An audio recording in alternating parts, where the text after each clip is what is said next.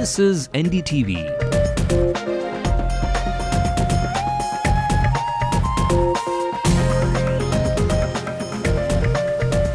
And you're watching NDTV Hindu.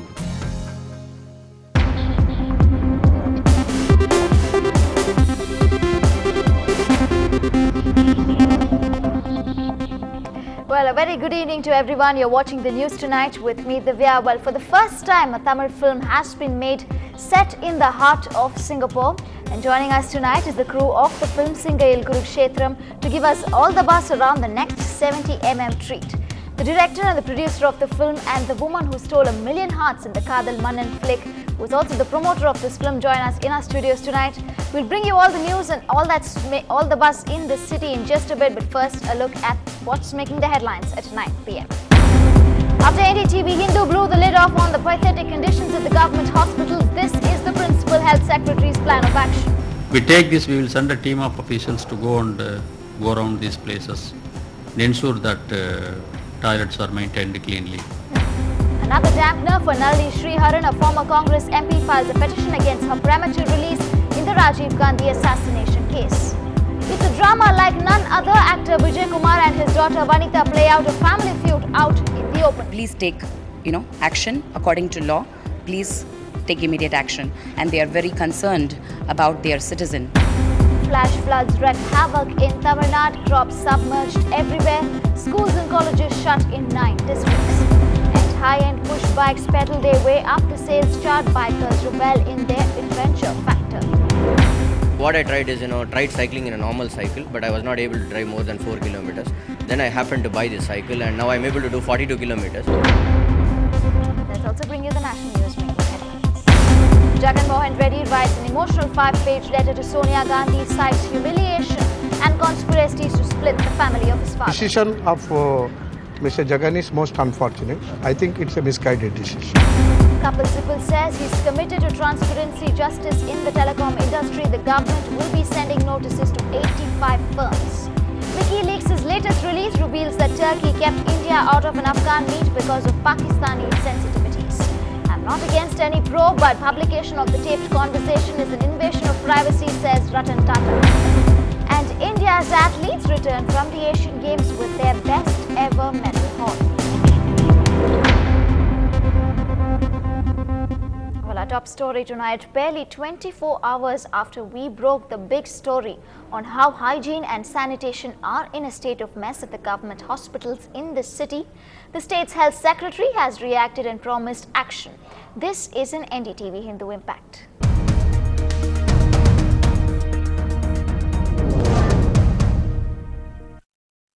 Hygiene and sanitation are a far cry at these government hospitals.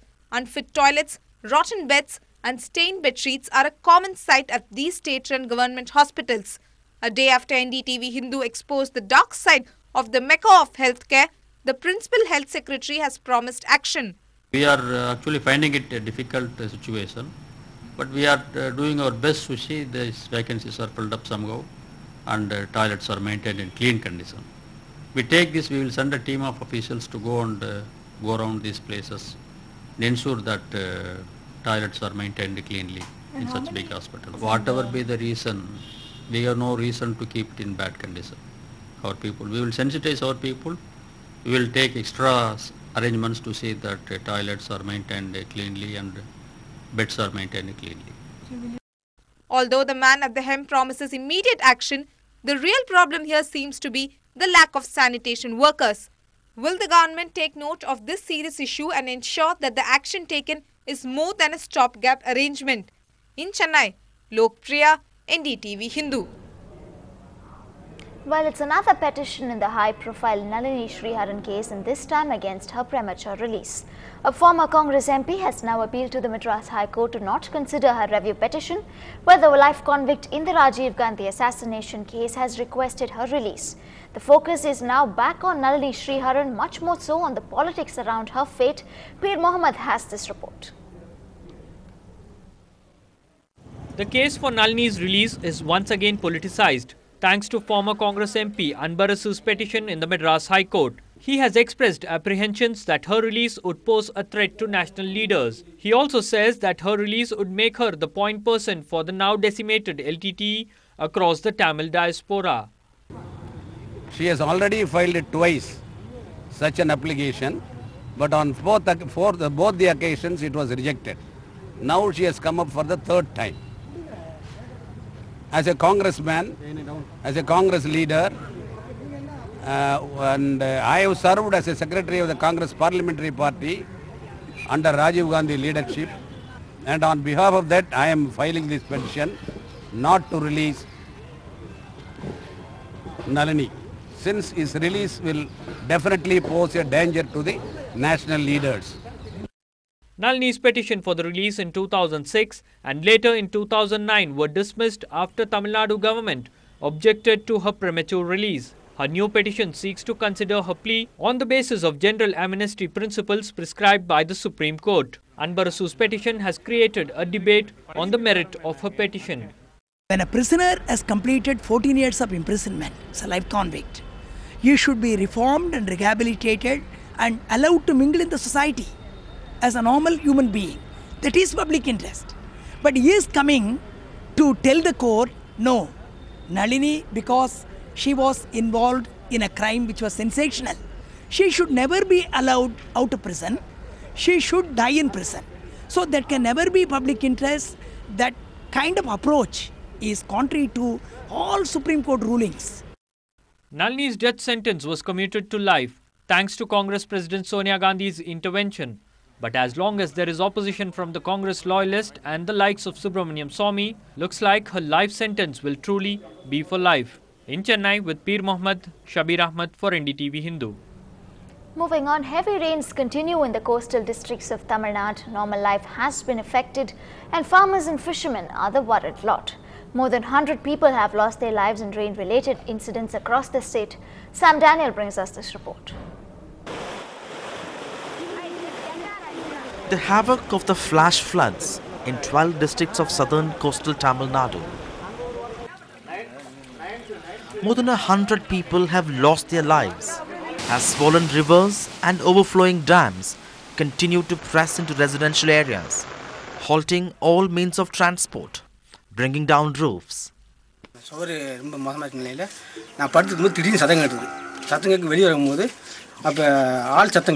அப்ப குரல் கிட்ட கேட்டு உள்ள போகும்போது ரெண்டு பேருமே பாட்டிலே அந்த கிடக்கும்போது அப்பதான் பாத்து எடுத்தது 1.42 lakh hectares of paddy that was almost ready for reaping now underwater.